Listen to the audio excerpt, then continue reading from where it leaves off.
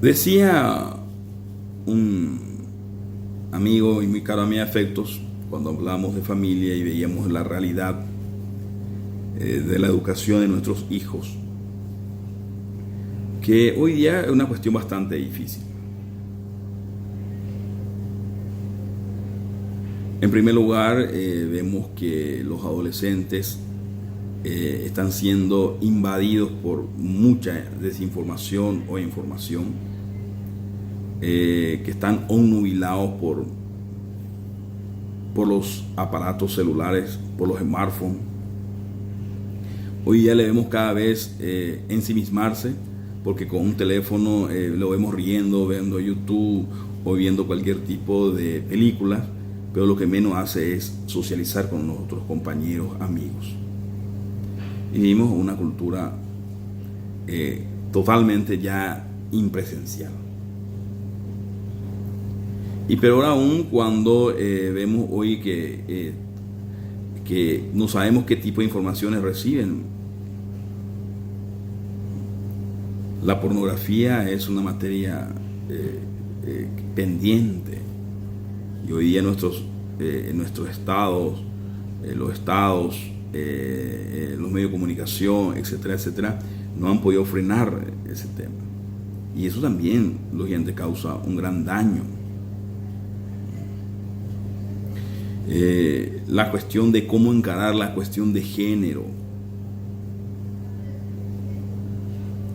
el dar los argumentos reales, el compromiso de todas las instituciones educativas en eso también es un tema pendiente, porque es un tema polémico, no es fácil. Entonces, a veces pensamos que o tenemos dos opciones dentro de un proceso penal, y ustedes coincidan conmigo: el de sancionar expresamente o hacer la vista gorda, como decimos, es decir, no sancionar, es decir, como si fuera que no existe. La hipocresía social, el esperar hasta que de repente suceda algo y ahí sancionar, porque vamos a tocar una cuestión, el talón de Aquiles de un sistema.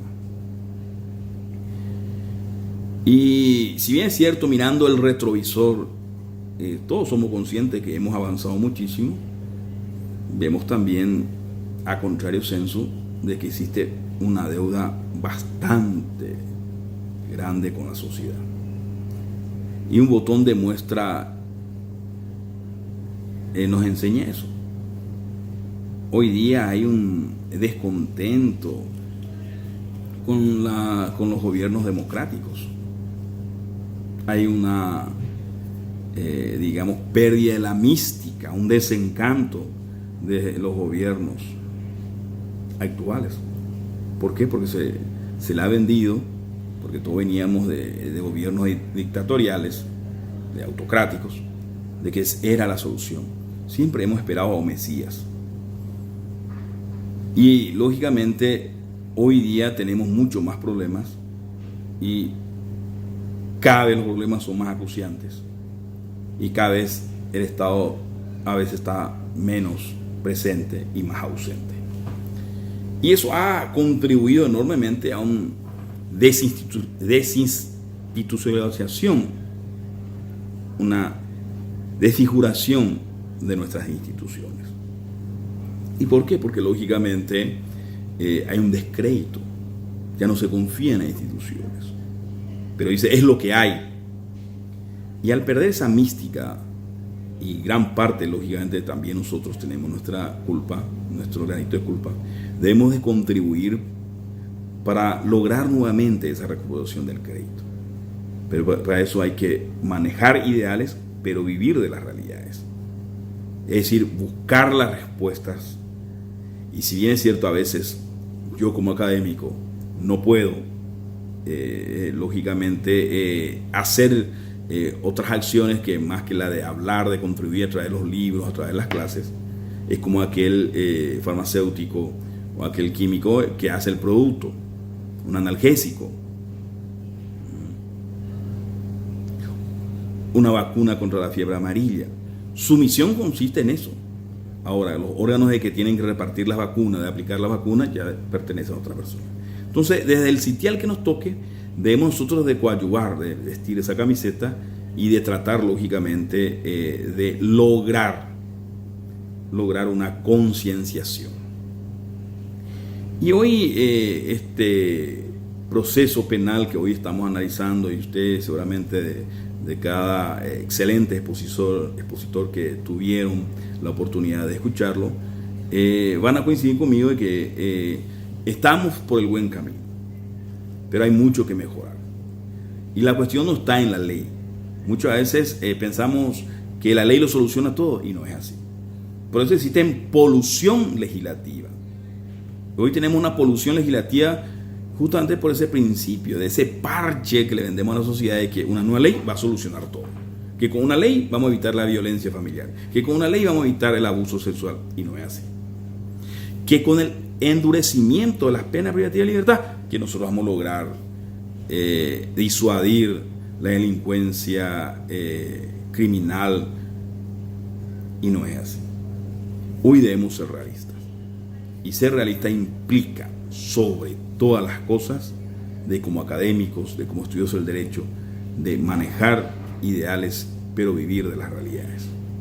Agradezco finalmente a mi querido presidente de la Red Boliviana de Estudio e Investigación de Derechos Humanos y Humanitarios por encarar este curso internacional de formación en el proceso penal boliviano. Gracias por invitar a este humilde servidor para poder compartir unas breves palabras con todas las personas que están asistiendo al curso. Espero tener la oportunidad de poder hacerlo en vivo y en directo, y bueno, ya tendremos esa oportunidad. Y felicitarles nuevamente por esa muestra de la democracia. Muchas gracias. Otro tema que he elegido hablar con usted es la prohibición de la revictimización por violencia contra niños, niñas, adolescentes y mujeres. Y es una discusión que siempre llevamos porque a través, cuando una niña o un niño es objeto de abuso sexual o de coacción sexual, generalmente a los efectos del proceso, para poder sancionar al autor o partícipe de ese hecho punible, se requiere la producción de pruebas por el principio acusatorio.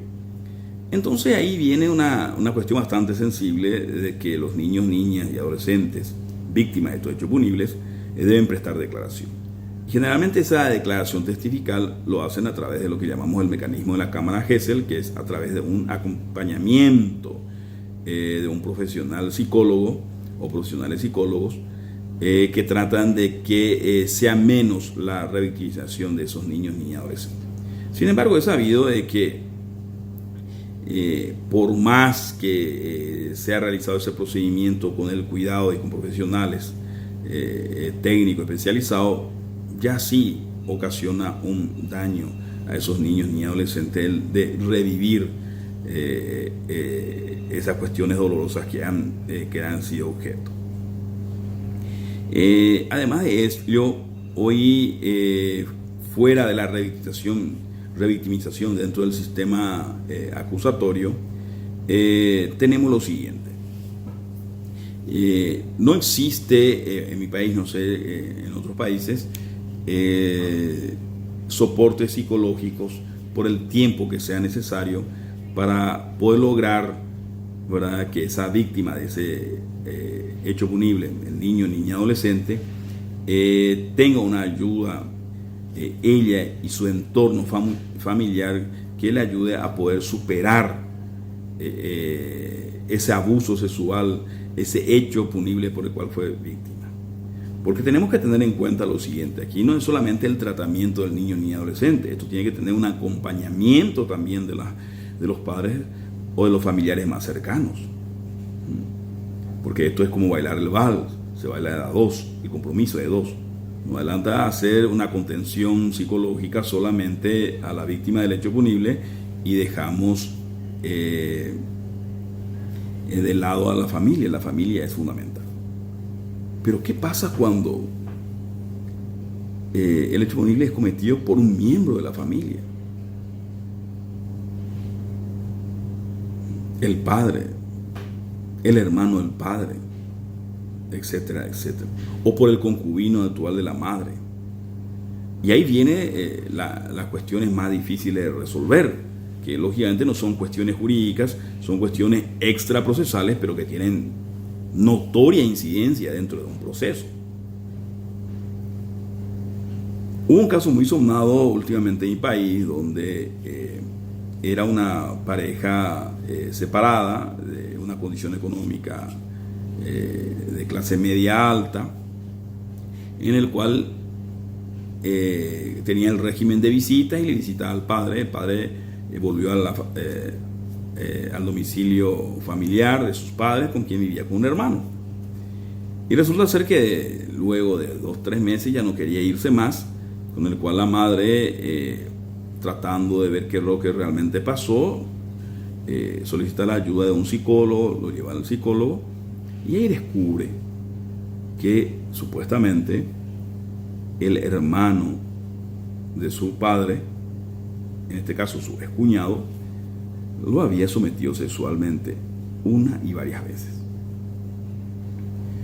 Entonces, lógicamente, ¿qué pasa? Hace la denuncia respectiva.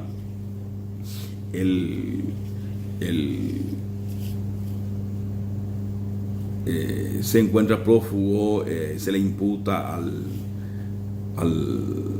supuesto autor del hecho punible, pero en eso viene el padre, hermano del supuesto autor del hecho punible, solicita el régimen de visitas.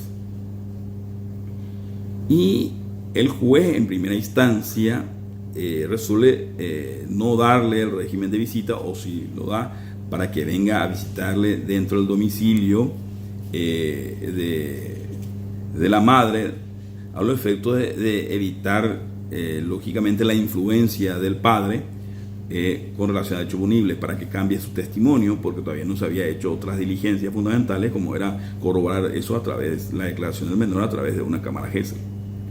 Sin embargo, en segunda instancia, cuando ellos recurrieron a esa resolución del juez, en segunda instancia revocaron esa resolución, permitiéndole al padre seguir con el régimen de visitas. Y eso lógicamente causó opiniones bastante divididas, porque lógicamente el hermano, según se escuchó por los medios masivos, negaba la existencia de que el hermano había sido autor del hecho punible, ¿verdad? Y acusaba inclusive a la madre que buscaba otros fines con esa falsa denuncia. Y existían algunos elementos de convicción que podrían y nos hacía creer que realmente el hecho ocurrió. Y ahí entonces, ¿cómo está el tema del interés superior del niño? Cuando entonces son estas cuestiones hoy difíciles de resolver dentro del derecho.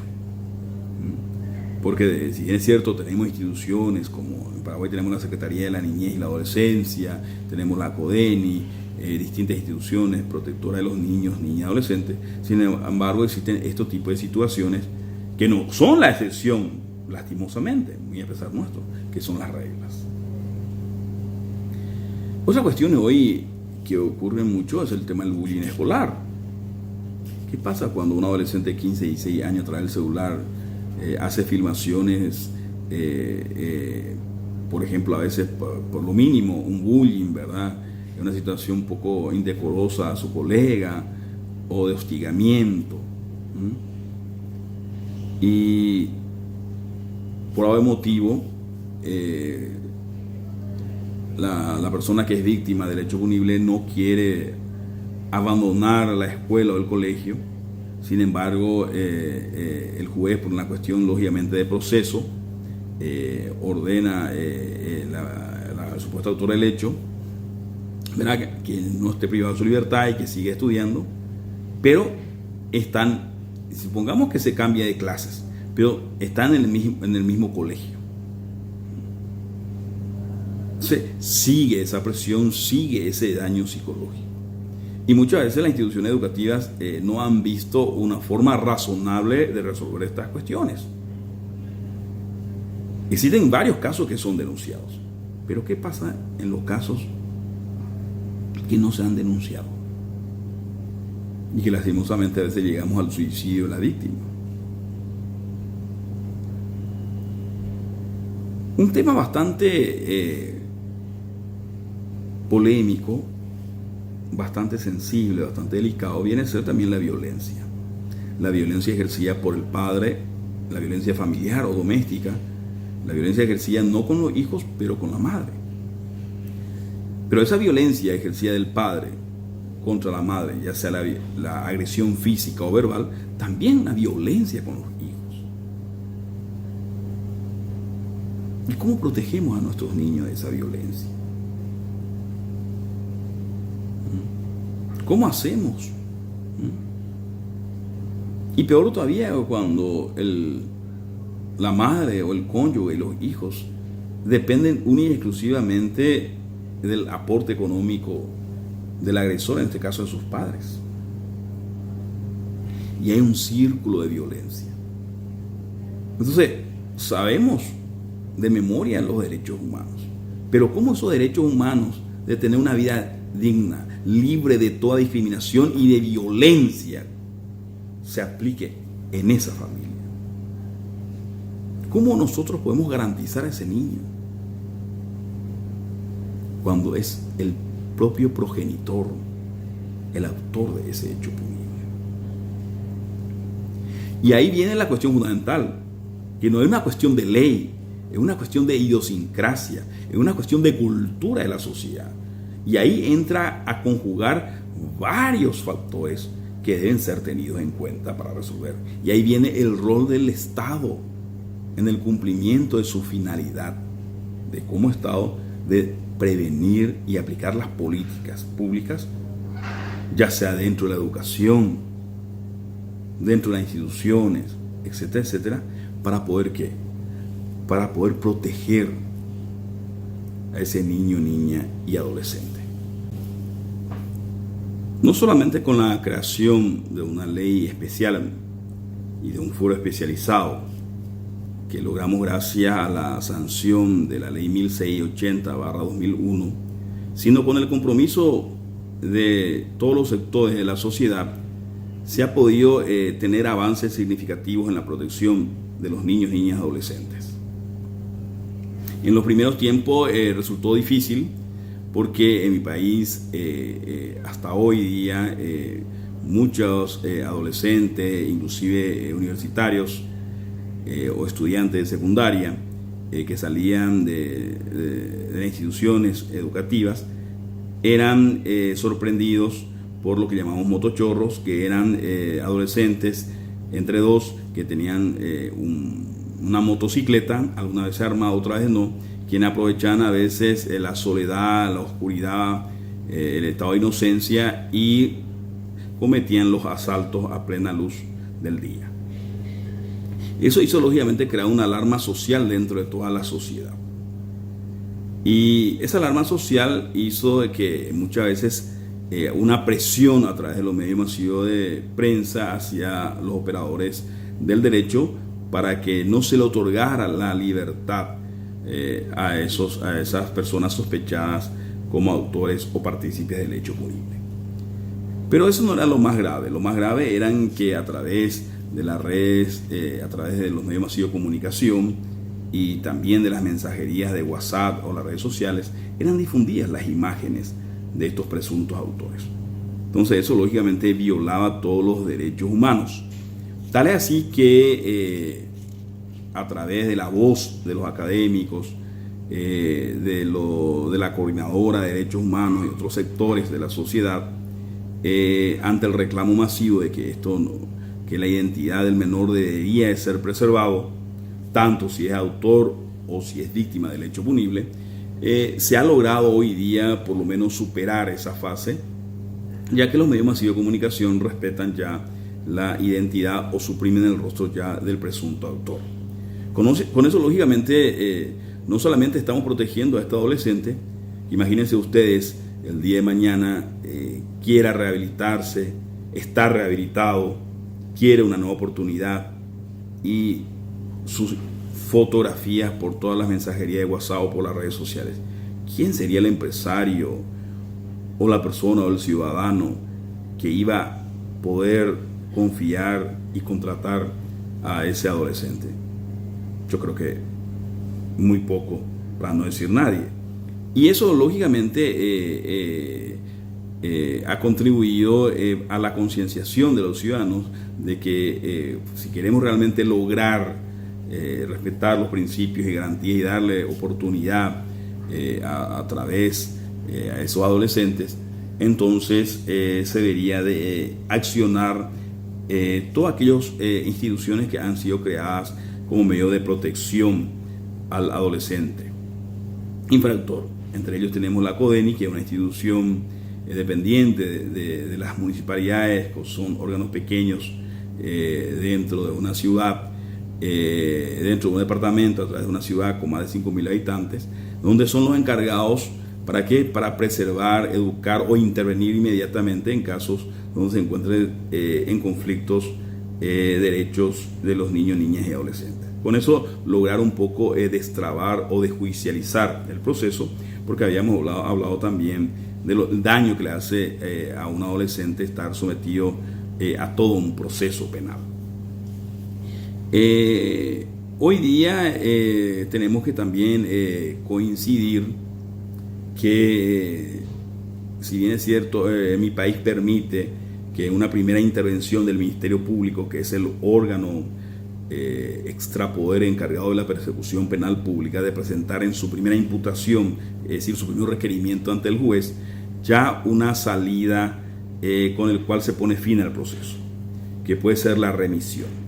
Por ejemplo, un adolescente que es sorprendido conduciendo un vehículo o una motocicleta sin la licencia respectiva. En nuestro país, a partir de los 18 años, uno puede tener la licencia para conducir motocicletas o vehículos, o a partir de los 16 años con una venia especial de un juez de la niñez y la adolescencia.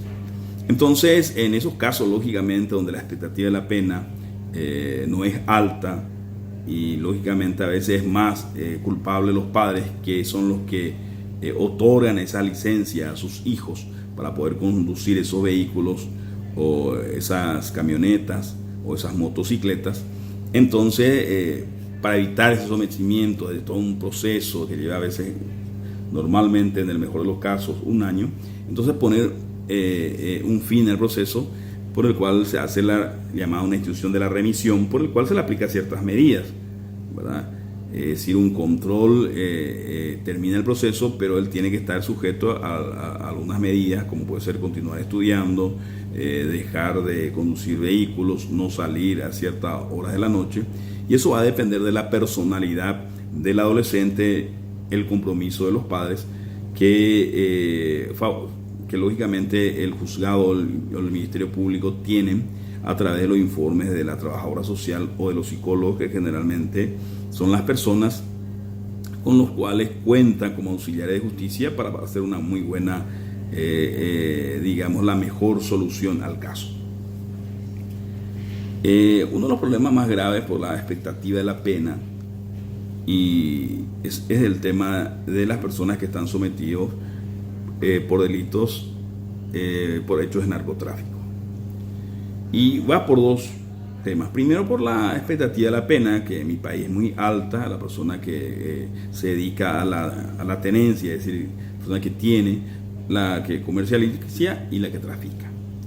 Y en segundo, la segunda cuestión es la cuestión social, porque generalmente esos niños que son seducidos por el dinero fácil, ¿qué pasa?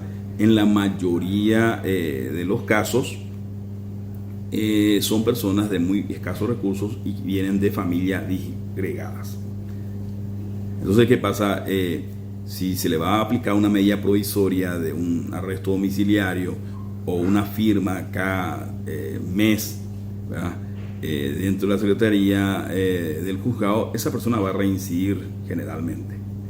¿Por qué? Porque no tiene otra opción. El mundo que conoce, su mundo circundante, que vive cada día, es el tema de las drogas. Además, también no tiene la contención familiar. Muchas veces son hijos que no tienen padres responsables, que viven con la abuela, con el tío, o bajo el régimen del criadazgo, que nosotros denominamos comúnmente como régimen del criadazgo a una persona que entrega a su hijo a un extraño, ¿verdad? A un conocido, para que lo eduque, que trabaje, le tenga como criado como una persona que lo ayude, pero tiene que realizar ciertas labores domésticas al servicio de la familia con el cual ya convive. Y eso ustedes sabrán que crea muchísimos conflictos. Y son conflictos más sociales que conflictos jurídicos, porque muchas veces la ley, por más noble, por más que los operadores de derecho están imbuidos de todos los principios de los derechos humanos, hay circunstancias que lógicamente escapan del rol, y no solamente del rol, sino de las buenas intenciones o del poder del juzgador, o en su caso de los operadores de justicia. ¿Por qué? Porque hay cuestiones sociales que hacen de que resulte muy difícil sacarle de ese caldo de cultivo de delincuencia a los adolescentes cuando los estados, o cuando el Estado no interviene, o cuando viene ya de una familia totalmente disgregada. Y esas son las circunstancias que se debe tener en cuenta. Muchas veces la operativización de los derechos humanos requiere también de una mayor conciencia. Hoy día la cuestión de los derechos humanos no es una cuestión ya filosófica, es una cuestión ya de política. Nadie discute que los derechos humanos existen, que deben ser respetados. Nadie hoy pone en tela de duda que existen derechos sagrados como el derecho a la identidad, el derecho a la igualdad, el derecho al acceso a la justicia, el interés superior del niño, etcétera, etcétera. Pero la cuestión está en la política, en los programas de gobierno que tiendan a recuperar a esta sociedad, ¿verdad?, que cada vez existen mayores problemas, y problemas acuciantes, problemas reales que deben ser resolvidos. Y esa es la cuestión que hoy debe caer en la conciencia de cómo vamos a efectivizar los derechos humanos. Nuestra legislación permite que un niño, niña, adolescente a partir de los 14 años pueda ser ofrecido y pueda prestar declaración testifical en un juicio oral y público, con el consentimiento, lógicamente, de los padres. Y eso creo y tengo entendido de que es una solución legal que se ha adoptado en distintos países. Si bien es cierto, dirán ustedes, que no es muy frecuente que un niño sea un testigo presencial de un hecho punible, no obstante debemos analizar las consecuencias sociopolíticas y jurídicas que implica eso. El daño también que puede ocasionar a un niño prestar declaración testifical. ¿Por qué? Porque si bien es cierto, los órganos jurisdiccionales como el Tribunal de Juicio Orales va a tratar de proteger al niño para que no sea hostigado, para que no se le haga preguntas capciosas, etcétera, etcétera, por parte de la defensa, que tiene todo el derecho de ejercer su defensa con la amplitud necesaria, siempre respetando lógicamente la dignidad del testigo. Sin embargo, eso también implica una victimización de ese niño, niña y adolescente. Y entonces hay cuestiones que debemos de ir mejorando, de ir ajustando con el objeto de que logremos realmente mayor justicia.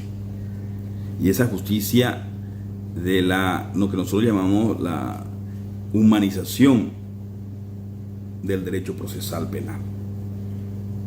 Porque hoy tenemos que tener una mirada especial a esos adolescentes. Si bien es cierto, recalco que no es una práctica común que sean citados como testigos, eso puede ocurrir y debemos ya de preverlos. Si no están legislativamente, debemos también a través de la academia dar nuestro aporte, investigar y dar las posibles soluciones. Otra cuestión que debemos siempre no perder la perspectiva, ¿qué hacemos en los casos de niños, niñas y adolescentes que están bajo el régimen de una extrema pobreza y que lógicamente pues caen en la red fácil de la delincuencia? O peor aún, son explotados por los padres a partir de los 5 o 6 años para que vengan productos, porque si no, no van a subsistir. Pero, ¿qué pasa en estos casos? Son explotados por los propios padres, quienes se quedan en su casa, si bien es cierto, por más humilde que sea el recinto donde están, y sus hijos tienen que, en vez de ir a la escuela o a vivir su infancia, tienen que ir a vender productos o a trabajar para que ellos puedan a sustentar a sus padres. ¿Y qué puede hacer el Estado con esto? Porque ese niño, por más que haya sido maltratado, explotado por el sentimiento del afecto familiar, no va a querer salir de ese recinto que están sus padres y sus madres, por más descorazonado, por más indignante que nos parezca. Y en el hipotético caso que no quiera irse con sus padres, ¿dónde le llevamos? Porque a veces los otros familiares tampoco tienen las posibilidades o las mínimas posibilidades de poder mantener, educar, criar y dar lo mínimo que requiere un niño, niña, adolescente para tener una vida digna, sana y con esperanza, para que pueda desarrollar su personalidad. Entonces son cuestiones hoy que abro un signo de interrogación que debemos de ir viendo estas cuestiones dentro de un proceso penal. Y debemos buscar las salidas más justas, porque a veces la ley trata de cierta manera de judicializar o de aplicar estos derechos humanos, pero esto, como decimos, es como bailar el vals. Tiene que haber un compromiso también de la sociedad y el Estado, porque el Poder Judicial o los órganos jurisdiccionales no tienen la varita mágica de solucionar estas cuestiones sociales. Y también tenemos finalmente el otro tema de este módulo 5,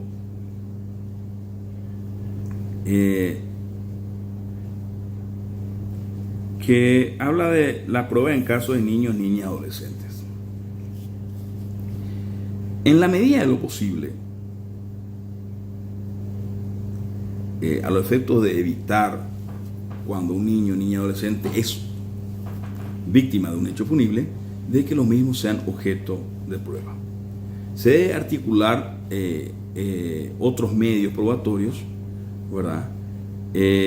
Sin someter a la víctima a ese escrache, a ese escrutinio de un proceso penal, siendo el víctima de un hecho punible. Además de eso, se debe buscar lógicamente que tenga la contención psicológica, familiar y del Estado para poder recuperarse del trauma del hecho punible del cual fue objeto. Ahora, el anverso de esa misma moneda. ¿Qué pasa cuando el partícipe, el autor del hecho punible, es el adolescente? Y hay casos en que ese adolescente ya es, como decimos, un delincuente consuetudinario.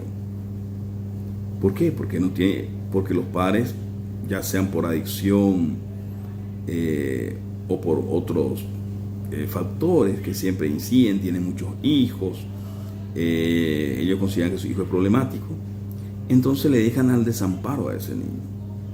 No tiene casa ese adolescente infractor. Entonces, ¿cómo solucionamos ese tema? Y nadie quiere hacerse responsable de un adolescente problemático. Pero aún, si comprobamos de que esa persona sometida a proceso es un niño inimputable, pero vemos que es adicto a las drogas, o que puede caer en las redes del narcotráfico por el ambiente en que vive, y nosotros como operadores del derecho dentro del sistema del proceso penal no le podemos imputar, ¿qué medidas vamos a aplicar? Nuestra ley habla de la ley 1680 del 2001, habla de las medidas de protección y apoyo, pero ahí requieren del compromiso primero de la familia. Pero si la familia está disgregada, o si la familia no le interesa, está ausente, le da igual, y si las instituciones públicas no funcionan, ¿qué podemos hacer? Porque debemos perder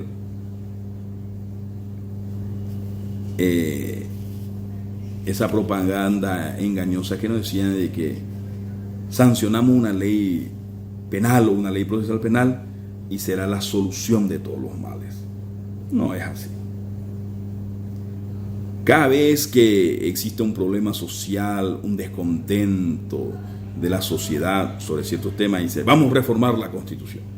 Y pensamos que con reformar la Constitución sería como aquella película de Blancanieves, ¿verdad? De que con una varita mágica, una varita mágica vamos a solucionar todos los problemas. Que ese sapo se va a convertir en príncipe. Y no es así, la realidad es totalmente distinta. Pero nos han vendido de que cambiando un sistema, un proceso penal, se va a cambiar todos los males. Y no es así. Lo que sí es importante, y tenemos que ver el aspecto positivo, de que esto ha contribuido a mejorar el sistema. Es decir, hoy día nosotros estamos viendo el problema real. Hoy día estamos encarando los problemas reales. No tapando, no poniendo la basura debajo de la alfombra. Pero hoy tenemos que buscar respuestas reales. Y el proceso penal en eso es fundamental. No solamente en la construcción de las normas que lo conforman, ni las soluciones que van a ser o que fueron dispuestas, sino en la aplicación también de los operadores del derecho, en el compromiso de ponerse la camiseta para resolver esas cuestiones o esas situaciones. Pero la gran pregunta sigue siendo, ¿soluciona esto los problemas? ¿Llegaremos a solucionar los problemas? ¿Qué debemos de mejorar?